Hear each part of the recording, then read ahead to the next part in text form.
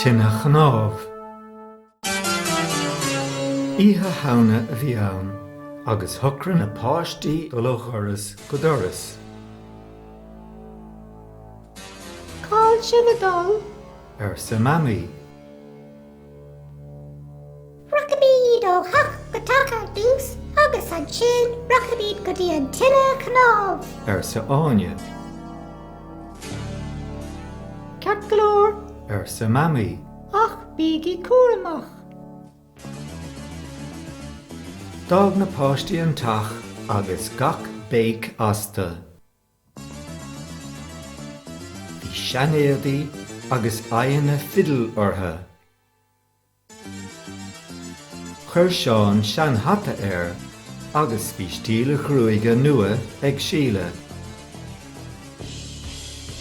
Cheangal áine seanmhála tinkealirthaí agus híalfágur seanmhean lag a bhíontí.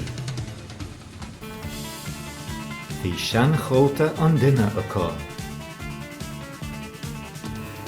Chnag siad an gcéad doras agus thug muintear an tí cnána dóibh. Bail chunig siad Tine Chnámh I lár na páirce. Bhaigh siad píosaí aimid agus chruinnig siad seanmhaoin. Cha na páistí na rudaí go léir an tine. Seo an Tine Chnámh is fearr sa tír. Sa síle.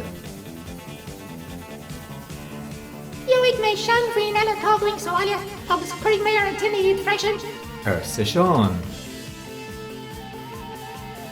Bhí dlundar crí ar na páistí go léir, ach an sin go tobann phléasc an tine.